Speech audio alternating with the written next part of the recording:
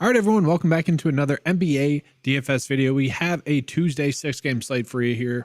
Not too much initial news, just Miami, and we'll get into that in a second. But what are your initial thoughts for the slate, Nick? Yeah, man, I'm kind of hoping something weird happens because right now it's tough. I mean, I don't know. Obviously, we have to go to Miami with some of those guys out. But other than that, man, I mean, we're scraping for value. We're seeing Jonathan Isaac as a popular play today, which is never a good sign. It's funny, though, the show I did with Jayhawk yesterday, when we started, we had no value, but by the end of the show, we had a ton of news like breaking throughout. So by Yeah. the end, the plays we were on kind of weren't relevant. But I don't know. I'm almost hoping for something similar here because it's not pretty right now, for being honest. I do think with the All-Star weekend coming up, like if anyone's even questionable, I think they're more likely to sit. So I'm kind of hoping, to your point, like that we do get that news because it's kind of a little bit of a snoozer thus far. I mean, really looking at it, the only injury news that we do have of significance is going to be Miami. So we'll start there, but like it's not sexy. Like we've seen this before, like Terry Rozier being out. Oh well, you got Jimmy Butler out as well. So people are just naturally going to Tyler Hero, who's probably a little bit too cheap. Hawkes probably a little bit too cheap. Duncan Robinson maybe a little bit there as well. Are you kind of agreeing with the field there? Yeah, it's just a matter of which pieces we need to grab here. I think Miami is the team we need to target. I'm very comfortable with Hero. He's not a value play, though. But yeah, with Duncan Robinson questionable, we already know Richardson's out. If Robinson's in and he starts, I think he's a great play on both sides. I mean, you could play him at guard or forward, which is always Yeah. a plus. Hawkes is interesting. I mean, he should be awesome here at his Right. price, but whenever he's on the floor with Hero, he kind of just like defers to Hero for whatever reason, which is really weird. So I'm a little bit hesitant on him, but I will say if Yeah. Robinson's out, he's going to be unavoidable. I do like Caleb Martin. I don't mind getting to Bam. Not the best matchup here against your Bucks, but it is a back-to-back for Milwaukee. So you have to Mhm. think it should be at least somewhat competitive. But yeah, I mean, the Robinson news is huge right now. And we may not have it, but I think either way, we're going to be getting to a lot of Miami Heat. Kevin Love off the bench is going to be a talking point as well, Yes. unfortunately. Yes. Yeah. I get that he's only center eligible on DraftKings, and that's probably why he's not at more chalky. But like, I would have thought he would have been kind of extreme chalk, especially going against the Bucks, who he just seems to kind of have his way with. But only projected to get 16.5 minutes. To your point, though, if like Duncan Robinson is ruled out, I also think that would help out Kevin Love. But yeah, if Robinson gets ruled out, I feel like that helps us a lot because like we've seen Butler be out and whatnot throughout the season, but Caleb Martin was also out during that stretch as well. So we don't exactly know what to expect. And like to your point, Hawkheads like should be too cheap, should be in for a smash spot, but again, Hero, yeah, that could eat into it. So it's not as like straightforward as we would think with like two kind of high usage rate players off the court, which is a little bit unfortunate. But what about Bam? He's like the one player that we could pay up for, but it is a difficult matchup against the Bucks. Yeah, I mean, the thing with Bam is I like him. I do think he's a little bit underpriced. I don't think he's going to be as popular as some of the other Miami players. So, I mean, he checks a lot of boxes for me. But like I said, I really do want to get to Hero. So he's like the priority for me for Miami. And then if I'm getting to Hero, it's going to be tough to get the Bam as well because then you're kind of stuck. Like you're not going to be able to pay up for much else. Again, there's no value really anywhere else tonight. Yeah. Like there's a little bit. We'll talk through it all, I'm sure. But right now, it's like I don't know. As much as I like Bam, I want to prioritize Hero, just knowing how ridiculous that usage rate should be here. And then, like you said, I mean, it's definitely a tougher matchup for the front Yeah. court than it is the back court. I mean, guards have still done pretty well against the Bucks. Obviously, bringing in Pat Bev could help that a little bit, but it's not enough for me to really want to favor Bam over Hero here. And you are getting Hero at a bit of a discount. And it is a game in Milwaukee. Tyler Hero from Wisconsin. He always kind of likes to stick it to Wisconsin sports fans because I say we because I was kind of with him for he decommitted from Wisconsin to go to I think he went to Kentucky so it could be a one and done, which good for him. I mean, it makes logical sense, but Yeah. he like there is a little tiny narrative there. I do think he does turn up a little bit more for this game than he typically would, given that's in Wisconsin. But another big spot that we have injury news wise, I shouldn't say big, but like Portland is for today's slate standard big right now. We are waiting on the other side of this game. Edwards news he could be out, but right now we know Portland. Brogdon's going to be out. Sharp is still out. Scoot Henderson, a game time decision. We currently have him projected to get 26.5 minutes. That could change. Simon's looking like he's going to play, but are you targeting anyone here? Because right now, no one really seems to be. Yeah, I am surprised no one's getting to Simons. I mean, I don't mind him at his price. It's not a good matchup at all. I mean, regardless of whether Edwards is in or not, Minnesota's been one of the best defenses in basketball. We look at the total of this game at 212. I mean, we have a bunch in the 220s, two in the 240s. So it is tough to get here just from a game Yeah. kind of perspective. But yeah, I mean, I don't mind it. It's just when you go through these guys, it's like, who can you really trust to produce on Yeah. offense, though? And it's like Simons, maybe Grant. I mean, we've seen some good games out of Ayton, but it's a bad matchup for him straight Yeah. up. So, I don't know. I like Simons. I could see getting to some Jeremy Grant, but like the rest of these guys are tough to trust. Like if Scoot's active and comes off the bench, I'm fine getting to him. Tyball's not an offensive player. Never a guy I'm excited to get to. We've seen some Yeah. games out of Jabari Walker, but most of those come with Ayton out. So I don't know. It's really Simons and or Grant here for me, and even then, I'm not like excited to get there. But I do agree they're probably a little bit lower owned than they should be, especially Simons. And it's like a smaller ish slate than I feel like we've had for a lot of this month or February thus far. So I don't know, kind of strange. I feel like we could get to some players there. Maybe to your point, not exactly go out of your way targets. And then kind of looking at the later game, Detroit versus the Lakers. Detroit is still going to be without Isaiah Stewart and Quentin Grimes. We'll talk about that in a second, but looking at the Lakers as well, they're still without a bunch of players. Still the typical question mark for Anthony Davis and LeBron, but we do know Reddish, Vanderbilt, Gabe Vincent are all out. Are you getting to any like D'Angelo Russell who's kind of chalk, maybe Hachimura, who seems to be still too cheap on DraftKings. Austin Reeves is pulling a little bit of ownership on FanDuel. You get to any of these guys? And then also, yeah, I didn't mention Spencer Dinwiddie as well. Is this his debut game? I think it is technically his first game there. How much run they give him, Yeah. not sure. But yeah, I mean, the thing is, I like D'Lo here regardless. I mean, he's crushed bad teams this year. It's kind of a thing. So I'm willing to kind of chase that a bit in this spot. It is interesting with LeBron and AD questionable. They're questionable every single day. So, If there was ever a spot to rest one of them, though, I think here would probably be it. I think they could probably win this game without either or both of them. Detroit is terrible, especially post trade deadline, losing Bojan, etc. So yeah, I do like this game, and I do think you have to build with it in mind. It's just tricky because again, there's a big gap between the first three games on the slate and the last three. But yeah, I think knowing that we have the game we just talked about with Portland, Minnesota, we also have the yeah. Kings and the Suns. You can kind of create some, I don't know, potential swaps for yourself if one of these guys does end up out. Rui's interesting. I mean, I was playing a ton of him when he moved in the starting lineup with Reddish out. He was terrible. The first slate I didn't play him. He went off last game. Yeah. Of Yep. course, as is always the way things go. I mean, 7 for 8, 2 for 5 from 3. Just played great. I think at his price, he does make a lot of sense, honestly. And I think regardless of whether this game is close or it blows out, he's the type of player who can kind of play into the fourth quarter regardless. So I'm fine getting to Rui. Again, inconsistent, tough to really trust him, but there's not much value on the slate to really feel great about. And I will say, I mean, I think when I checked earlier, LeBron was popping as one of the best value plays on the board. Yeah. It really is a product of the matchup. It's a great spot for them. Very high total. Surprisingly, the spread only 10.5 points. I can see it getting even wider, but at the same time, I mean, I don't know. The Lakers are good. They haven't been great. So I don't know. I'm fine getting LeBron, AD if he's in.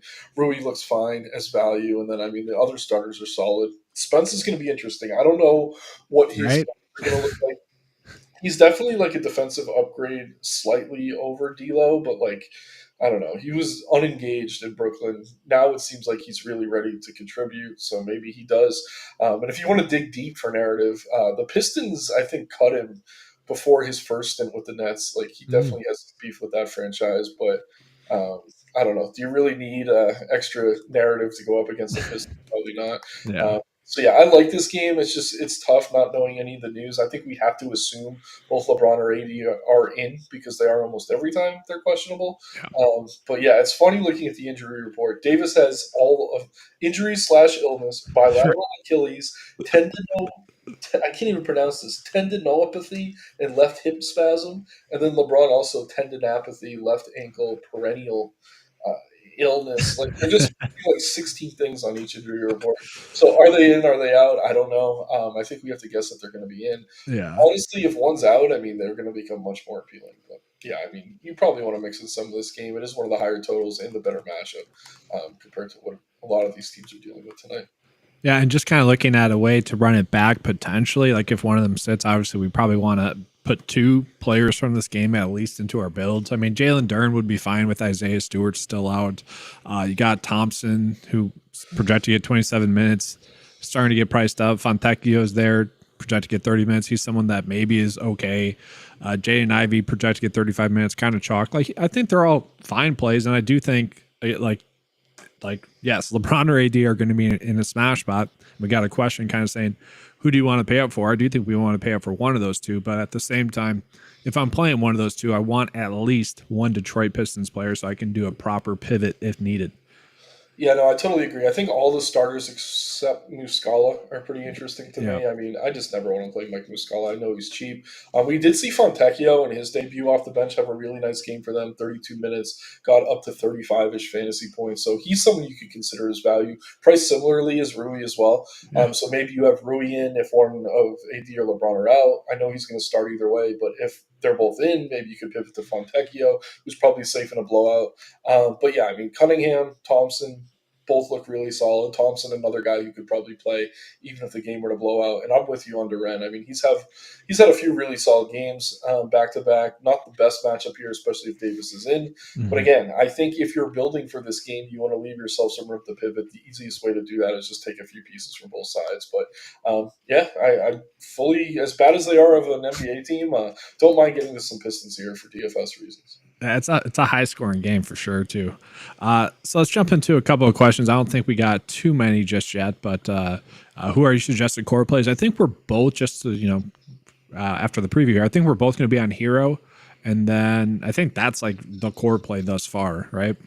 Yeah, Hero for sure. I think if Robinson's in, he's kind of the core play. I will say Caleb Martin's probably pretty safe compared to some of the other players. So Hero certainly, and then probably Martin and or Robinson, depending on what that starting lineup looks like. Yeah, and then just in terms of, obviously we'll get into this, in terms of like value thus far, Jaquez is like the best value, but he's not too chalk, but a little bit risky as well. So I would maybe say LeBron or AD as like a cheap way of saying one of them should be a core play, but yeah. Let's see here. Which price plays are you getting to? So again, same answer pretty much. Hayes tonight, that's an interesting question. Then we also got Kevin Love. So Jackson Hayes in a blowout, sure, right? Like he could get there, especially against Detroit. Maybe they give him a little bit more extended run. Maybe Anthony Davis or LeBron are out. But as it sits right now, he is difficult to get to, right? Or no? Yeah, he is. I mean, he's so cheap that like you could still play him, maybe. Mm-hmm. I mean, the question's going to be, what's this rotation going to look like now that they have Dinwiddie there? Are some of these bigs that have been getting minutes off the bench going to see their rotations cut? Yeah. Hayes has been outstanding in terms of fantasy point per minute, though. Like, he can get you 20 fantasy points in 15 minutes. It's tough to say that about other guys that are priced in his range. So, as a tournament play, even if those guys are in, I think he's in play. If I was only playing a lineup or two, I probably wouldn't get to him. Like, Kevin Love, who you just mentioned, is probably the safer option here, knowing the increased role he's going to see. But as far as point per minute production goes, like, over the past few weeks, I don't know. I mean, Wemby's got to be up there, but there's not many guys really in competition with what Hayes has been doing when he is on the floor. It's just, you're probably not getting 20 minutes from him if this team is healthy. And to your point right here, like Kevin Love, basically the same production, maybe with less upside, so a little bit cheaper there, about the same. So let's go ahead and just jump into the position by position breakdown here. Looking at it right now, we are at least getting better spend ups, I think, in terms of like the slate in general. Like I'd be fine getting to a little bit of Lillard tonight. I'd be fine getting to Booker. SGA is a good pay up play. Ant-Man, if he's active against Portland, I like. Simons as run backs, okay. Fox as well. They're all pretty solid. The issue, at least when I've been doing the videos, has been, man, we had no good guard plays to pay up for, and it made the slates very difficult because all the value was at the guard spot, which is also true tonight. So what do you think you're doing tonight? Is it going to be going more of the, little bit cheaper plays, like sub 8K plays in someone like Hero? We already kind of mentioned that, but we are getting Jaden Ivey kind of chalk as a good play, Mike Conley kind of chalk as a good play on both sides, Grayson Allen more on FanDuel, or are you going for more of the pay up? Yeah, I'll say this first. Hero's going to be my highest on guard. He's kind of in the mid range, Yeah. so I'm starting there. Yeah. But after that, I do want to get to some SGA. I think on a 6 game slate, the fact he's only 10% on DK, 3% on FanDuel. I know he's super expensive, but when you can get these guys with massive OF index scores, massive raw point upside at low ownership, that could be the difference on a slate like this. Even if all your value plays don't go off, like you need to land on the top raw point studs. And I think SGA, even against Orlando, does have enough upside to justify his price point. And then, yeah, I mean, we're dealing with the Suns here. We have Booker and Beal. I think they're both fine. It's tough to know which of the two is going to have the better Yeah. night. Fox feels a little bit too cheap against Phoenix. Another guy I'm fine getting to, Dame Lillard. Like, these are all kind of in the same group for me. Yeah. I will say if Edwards is out, Mike Conley's going to become super popular as he should.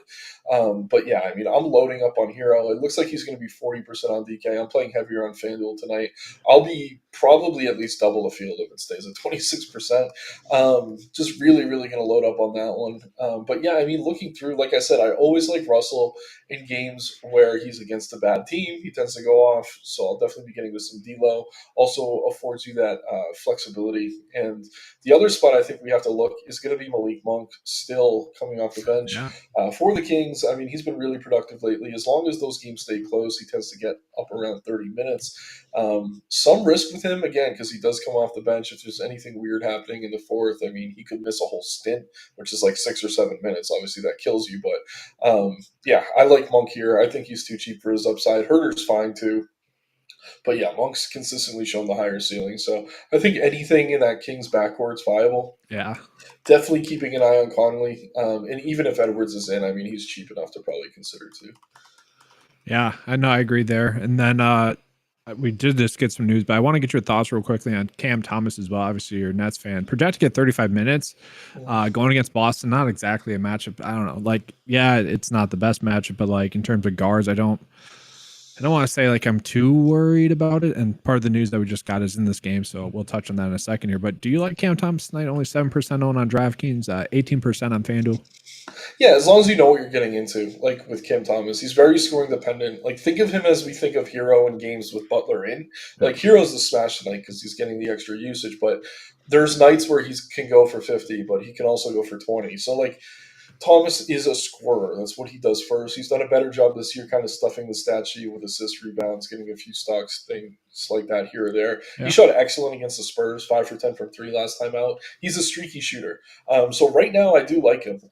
And yeah, the Nets are pretty healthy here. They're getting Day'Ron Sharp back tonight, which is probably going to cut into Claxton a little bit. But yeah, I'm fine getting to Thomas, especially at low ownership. Just don't let a play like that kind of determine your whole night. Just know he has such a wide range of outcomes, which is why he's a good tournament play, but also why he's probably too risky for cash games or small field contests.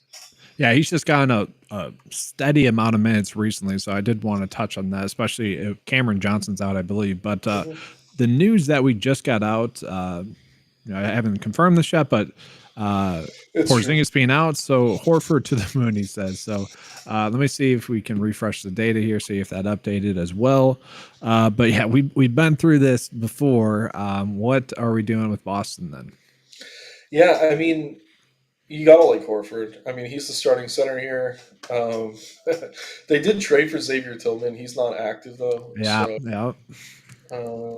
let's see. I mean, yeah, Horford makes plenty of sense. The issue is, I mean, when he's on the floor with Brown and Tatum and White and Drew, it's like he doesn't always need to be involved on offense. And there are stretches where he can be on the floor for a full stint and do next to nothing unless he's just rebounding on the defensive end. We saw that at times in some of these games with Porzingis out. But I think here, at his price, on a slate we're really just begging for value, I'm totally fine getting to him on both sides. It stinks that FanDuel took away his power forward eligibility. But yeah, 5,700 certainly too cheap for his upside. 52 over on DK where you can play him in forward as well. Just an excellent play over there. I mean, I think his floor is a little bit lower than maybe most will project him for, but at the same time, I mean, his ceiling at his price on a slate like this is rare. So definitely like Horford here now. And I would say like Derek White and Drew Holiday on DraftKings specifically are just vastly too cheap.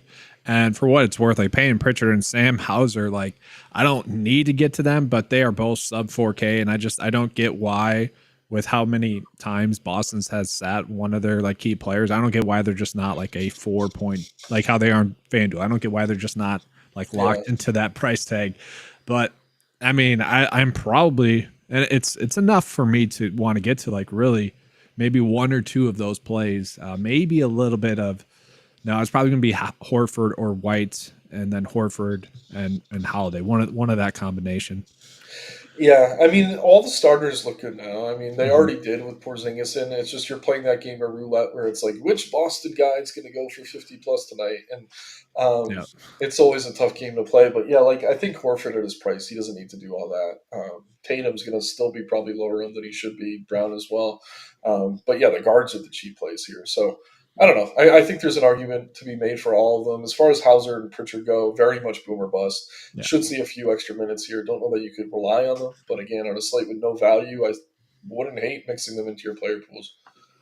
And then Luke Cornett, we haven't projected to get 12 minutes. So the data is still going to be updated. And I would imagine he gets a little bit more run with that with Tillman and Porzingis out. Maybe not a significant amount more, but is he in play at all? At almost the min price on DraftKings at 3.9 on FanDuel. Yeah, he's borderline. And yeah, the thing is, the Nets are getting Sharp back tonight, so they are going to be running backup center minutes in all likelihood. And with Simmons there, yeah, they're a pretty big team all of a sudden. So I don't mind. I'm fine getting to some Cornet, but at the same time, I mean, I don't know. What are you expecting out of him? But like as a last piece, 14 fantasy points. Yeah, I mean, for his price, you could probably do worse. I don't hate it. He is the backup center though. They do have Keita, who's coming before him at times, but he's been a DNP 3 games straight. So I think it is Cornet who should be backing him up at least until Tillman comes back. Not gonna really be bullish on him. Like I don't think I'm rushing to get to Cornet, but I do think he's in the rotation tonight. He should probably play 15 to 18 minutes. And then we did get a question about Ben Simmons, and to your point, like Brooklyn is playing big, so I kind of want to get your thought on this first, and we'll talk about Ben Simmons. Is Brooklyn like a difficult matchup for those bigs? Like maybe Al Horford's not in first smash spot because we got Claxton there. I believe Finney-Smith is back as well. Ben Simmons is going to be running out a little bit bigger. The only player that's out is Cam Johnson, and so like, is this a difficult matchup now again? I mean, difficult. I don't know. I mean, the Celtics are still one of the best teams in the league. I think they can kind of create screens and do whatever they want with the pick and roll.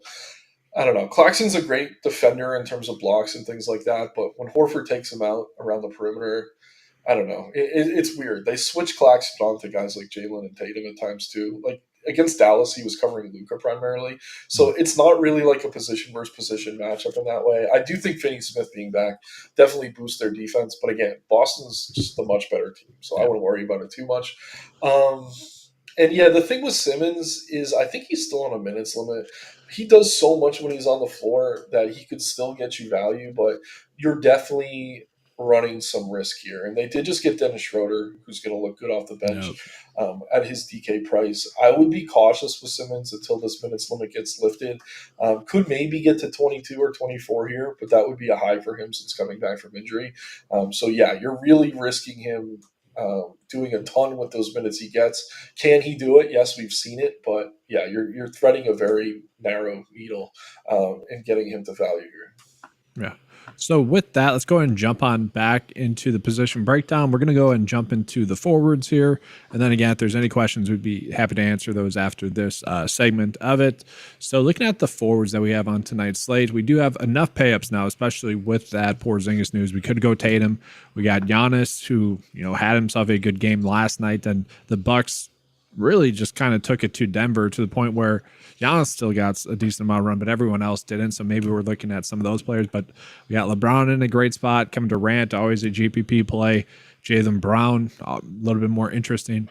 Edwards, if he's active, is going to be a decent play. Like, do you see like any plays here in terms of like the top end plays that are just like significantly better than the rest? Because I'm looking at it and it's probably priced correctly. It just might be a case where whichever salary I have left over, I'm happy to play that player.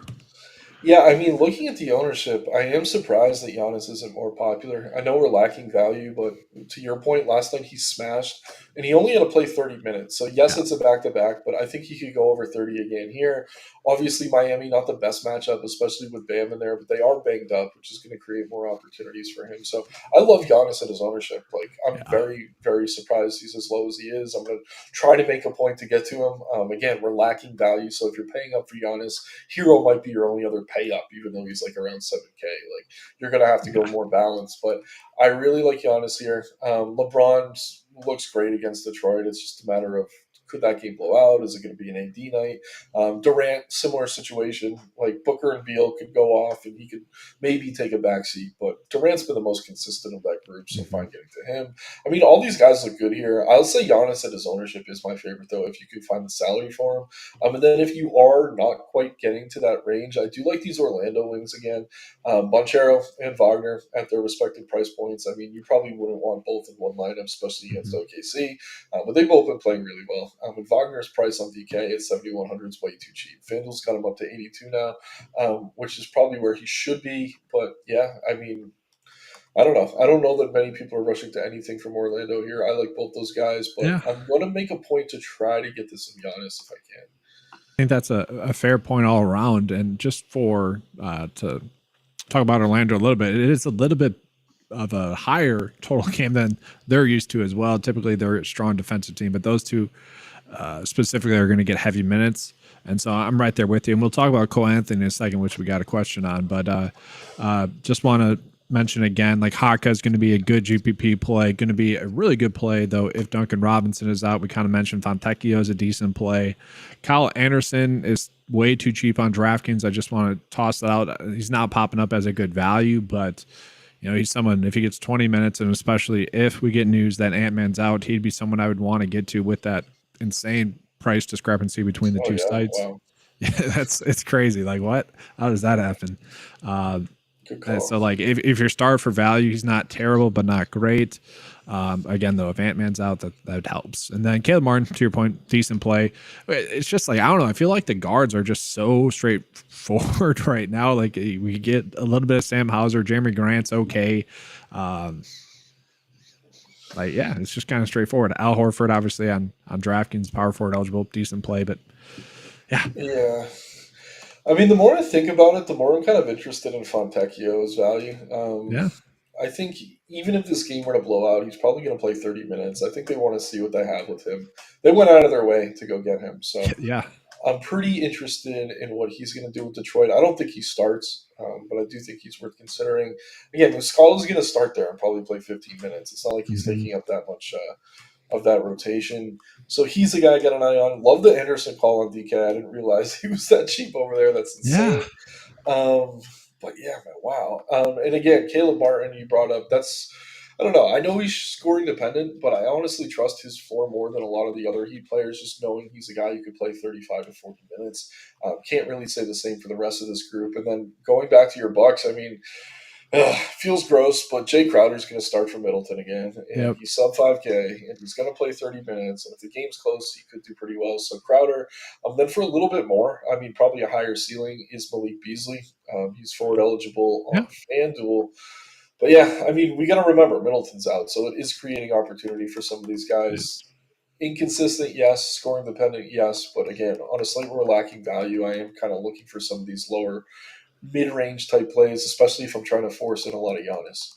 Yeah, I think that's fair. Let's go ahead and jump back into the questions that we are getting. So, yeah, Cole Anthony was one of the questions that we got. So, let's just go ahead and talk about that. So, personally, I haven't ended up on really any of the Orlando guards with all of them being active. It's just a spot where I'm just not excited to get to. I am excited when one of them's out, but with all of them active, it's just tough for me to get there. What about you?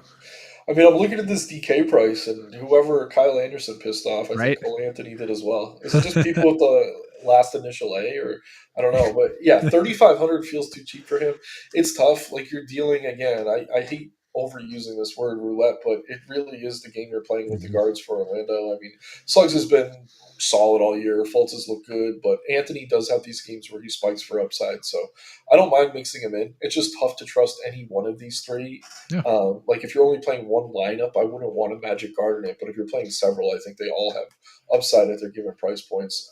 They're all really cheap on They DK. But all very cheap. And so like I honestly if you're someone that I don't know what you do lineup wise, but if you do more than let's say 10 lineups and you're using the lineup optimizer on the site, you could set a rule that you want one of those three because they're all too cheap to that point. Like Cole Anthony, yeah, he's definitely too cheap, but they really all are. And you could toss in Gary Harris into that mix if you want as well. Like I don't think he's a great play, but he's also too cheap in comparison as well. So could do that. It's a decent game. We already kind of mentioned our love for Wagner and Carter as well. So this is a question for you. Thoughts on Jalen Wilson? So we haven't projected to get like 19 minutes. He was actually someone I was wondering about as well. So good question there, Luis.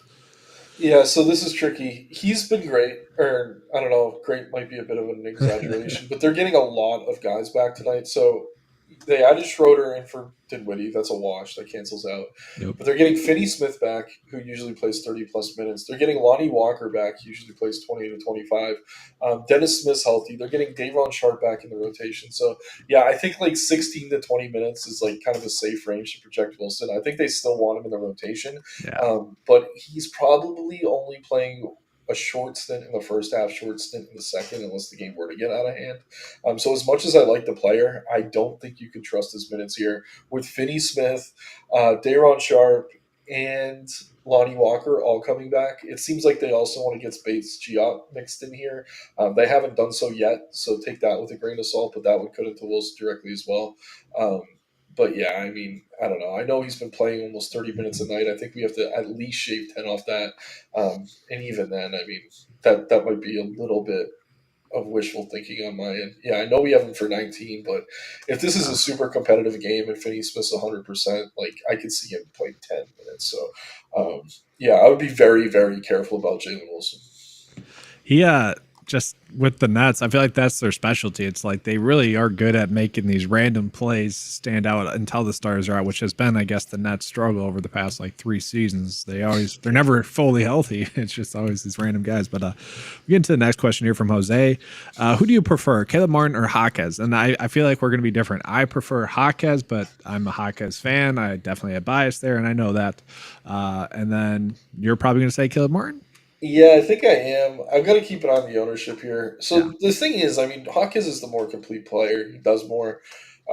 Martin's generally kind of scoring Yeah. dependent, but I mean, like I said, when Hawkins is on the floor with Hero, he just isn't the same player. Like if he's out there with Butler, like they can coexist and Hawkins Mhm. can still get his. But I think it's almost like he's so similar to Hero, like Yeah. that he doesn't know what to do with himself. Like it's been really strange. On a night like tonight, they're so thin that point per dollar, Hawkins is still a great play. Like but yeah, man, I don't know. I just trust Martin more. I think the minutes are going to be there for him. He's shown that he can coexist with all these guys and still get his shots up. He's probably going to take 8 to 10 threes here. So I like Martin, but I don't blame anyone for going Hawkins over him. I think Hawkins is the more talented NBA player. It's just been a struggle for him to kind of coexist with Hero to this point. But maybe with Lowry out of the picture now and Rozier injured, we do start to see him kind of take on more of a point guard role next to Tyler. But again, this is me speculating, trying to read the mind of Eric Spoelstra. And yeah, just for whatever reason, like I said, I think they're just so similar. They haven't really figured out a way to get Hawk his usage at the same time when they're on the floor together. So I don't know. That- I prefer Martin, but I yeah. don't blame you. Hawkins is the better player. So yeah, I mean, That- it is an interesting thought. Like if Jaquez were to not start tonight, I would almost like him better to your point of like the usage of when Hero's on the court. Like maybe he comes in with the second unit and just has a better usage rate, like in a regard like that. And now that I'm thinking about it, I'm mad I didn't like try to go to this game because it would have been like with Butler out, which is funny to say, even though he's went to Marquette and whatnot. But it would have been fun to see Jaquez. But anyways, jumping into the next question here: Jabari Walker or Kyle Anderson?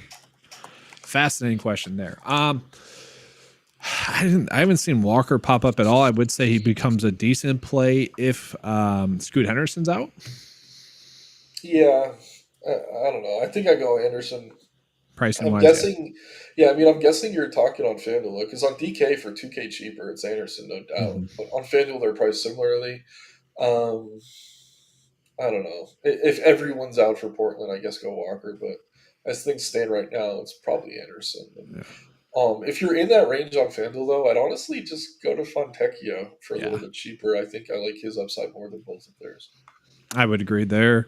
And then last question before we get into centers here. So, what's your projection on Royce O'Neal? I don't even think we like have him popping up at all. So yeah, Yeah. not good for to answer that. Yeah, I mean, he only played 11 minutes in his debut. I think they want him to be a regular rotational piece. Like, he's going to take a lot of those minutes away from Eubanks. Nurkic has trouble staying on the floor at times. If they want to go small with KD kind of playing under the hoop more, we can see more O'Neal. But yeah, I don't think it's crazy at his price. It's just he's such a low usage player next to all these studs that I don't know that you need to get there. But how many minutes do we have him for? Because I feel like I want to say he'll get to maybe. 14. I think he gets closer to 20 tonight, honestly. But again, I don't know if that's even enough with his low usage rate to hit value. So Yeah. Again, like for DraftKings purposes, like he's not a good play, but Kyle Anderson is same thing, just cheaper. Kevin Love, a little bit, I don't want to say safer, but again, kind of same play, just a little bit better. Let's go ahead and jump into the centers here, and then we'll be answering any questions and then giving you guys a first look build. So, yeah, jumping on into centers, we already kind of mentioned Anthony Davis is going to be a decent play today. Probably one of the plays that we do want to go out of our way to make if he's active. That's the biggest question, is whether or not he's going to be active. Then we got Al Horford, seemingly going to be a good value on the slate. From there, though, we're seeing Sabonis pop up, Chet Holmgren pop up, Brooke Lopez pop up as a good value, Carter, Durant. Like, again, like in a weird way, especially if we sort by pricing, it kind of feels correct with how they price the slate. The public is trying to get to Bam a little bit. I don't know if I agree with that, but everything kind of seems correct. yeah, I mean, if you can get to Bam, I mean, I definitely like him. Not the best matchup, but again, all that extra usage with the guys out for Miami, I think he makes plenty of sense. Um, we got to keep an eye on Minnesota. I think Yes. if Edwards is out, both Towns and Gobert, probably more so Towns, is going to become extremely appealing. Neither projects to be very popular right now. So if you could find ways onto those guys, it makes a lot of sense. And I mean, Horford's kind of the no-brainer in his price. Not showing a ton of ownership right now. I do expect this number to rise. I think he's around 12 DK, 14 FanDuel. That's going to continue to tick up. But I think point per dollar, he makes a lot of sense. If you can get to AD, Sabonis, great. Bam, obviously awesome, even though he's popular. But yeah, I mean, it's easier to just kind of sit in that mid range with someone like Al Horford. I don't know. I don't mind Claxton here, but I will Yeah. say with Sharp back, that should cut into his minutes. So I don't know.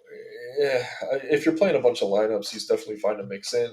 We like to rent too because you can kind of use some of his salary to pivot in that late game if we do get some Yeah. weird news out of the Lakers. But yeah, keep an eye on the Minnesota situation. Definitely get to some Horford. Really like Bam, and if you have the salary to get to the guys way up top, I wouldn't argue with it at all. No. And then yeah, I guess we got to bring up Kevin Love too. 20+% on both sites now, only projecting for 17 minutes. He does a lot when he's on the floor though, so I think as far as punts go, Love is probably your best bet. But yeah, I think Horford point per dollar is probably my favorite, which scares me. But yeah, I don't know. You can pretty much land anywhere on center tonight and feel pretty decent about it. I don't love the spot for Aiden at his price. He's shown a high upside. Nurkic has been good but inconsistent. Like these are guys I'll probably be Yeah. lower on. I'll throw Holmgren in that mix too. Not the best matchup for him here against Orlando, even though he does have a ceiling. But yeah, gonna get to a ton of Bam, ton of Horford, and if I can, some AD. But I'm not gonna hold my breath unless we get more value. I did just want to bring up, well, first, Kevin Love, if he were to start, like to me, that ownership tells me that people are thinking he's going to start tonight. Like I don't know why he'd be like that high owned on both sites. I get why on DraftKings because he's too cheap there, but on FanDuel where he's still like 21% owned, like are people expecting him to start maybe if like Duncan Robinson's out? Honestly, I don't even know. Yeah, it's just yeah, It's like he tends to come off the bench. We even saw him starting with his team healthy at times earlier in the year. yeah, Like I can't project a starting lineup for Spo here. You yeah, would think against Milwaukee they're so big that you would want to get him in there. yeah. Um, so maybe that's what the thought is. But again, I mean, I don't know. I think he's going to kind of hold that ownership either way. Mhm. Um, I think he could go up if he's announced starting. Like it'll probably go up Mhm. if he's starting, but I think if he's coming off the bench, it probably sticks where it is. If that makes sense. Yeah, if man, if he gets higher than that on DraftKings, I might look out. Like if he gets to 35, like I might look elsewhere, which you never know. Like before lineup, like sometimes that does make some adjustments. The other player that I want to mention, Rudy Gobert against Portland, specifically on DraftKings, but on FanDuel as well, is looking like a very soft price tag. He's been someone that I've just kind of naturally ended up on to start the day. That might change now with Al Horford obviously being more of a priority. So did want to mention him. His price is too cheap.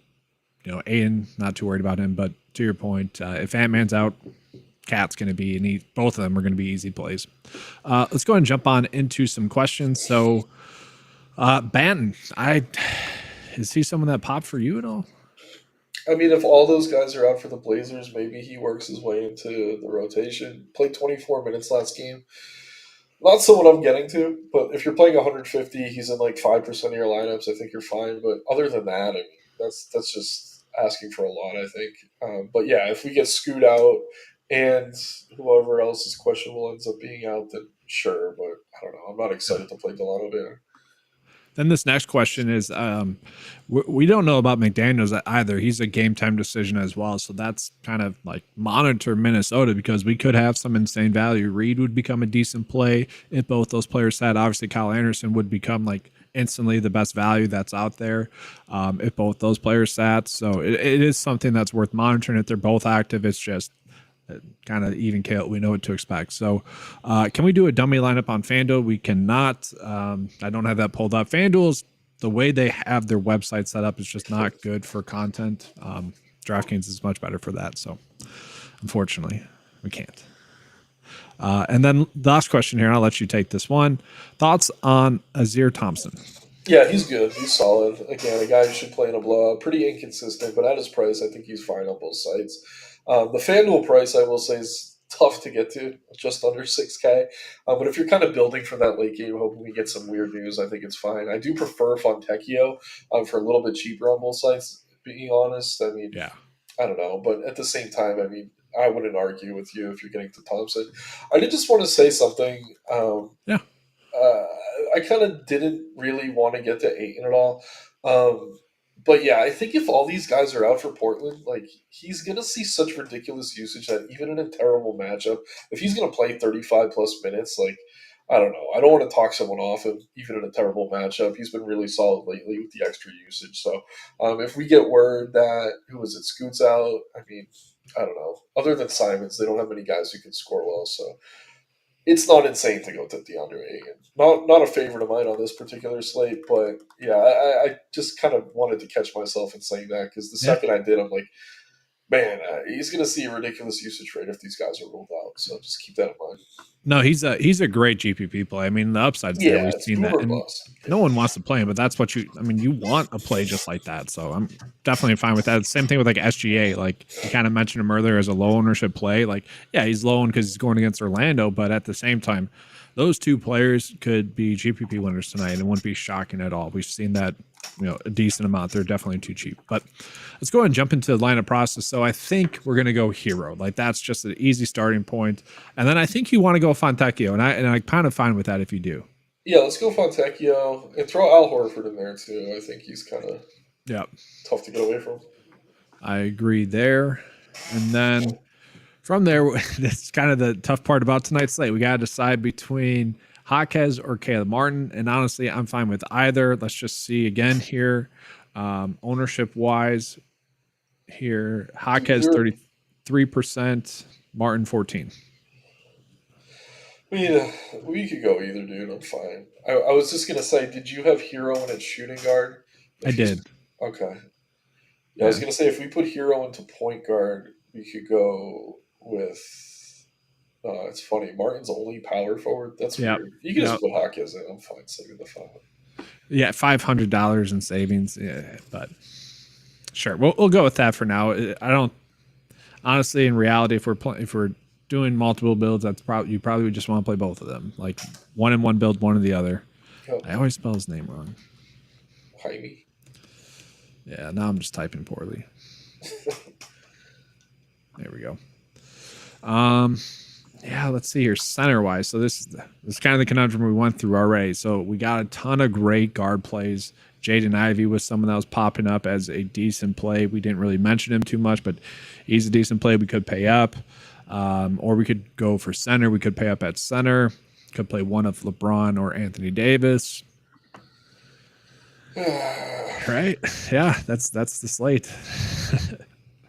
We didn't even mention Jonathan Isaac as a value as well, but yeah, that's funny. The field seems to be on him heavily today, and he did play 25 minutes for the first time in years, which is obviously a good sign.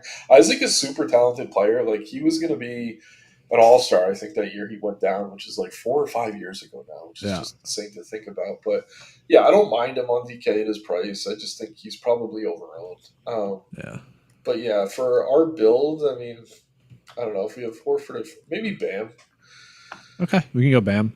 And then, do we want to put Duncan Robinson in there for now? Like, yeah, and if he's out, I think you just have to find enough salary to get to probably both Jaquez and Martin. Yeah, it's only an 800 difference between or Love, for that matter. Like, be fine with that.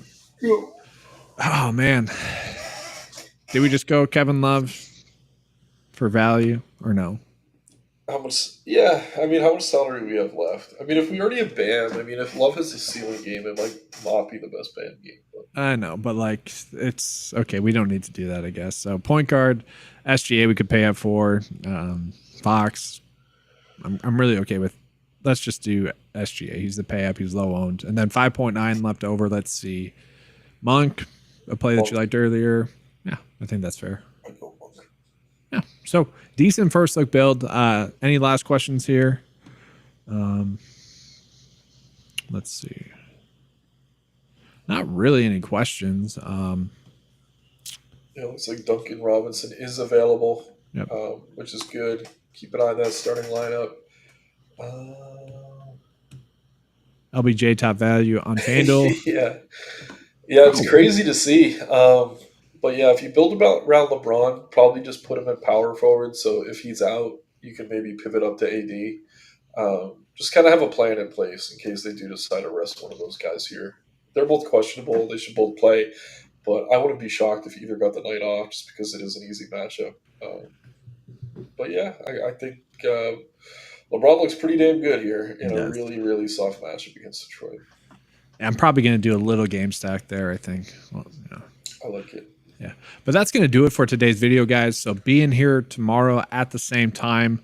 And then we also going live in the Discord chat here in a second. So jump on in there. Link to that's going to be in the description below. All right. Thanks, everyone. Awesome. Take care, everyone.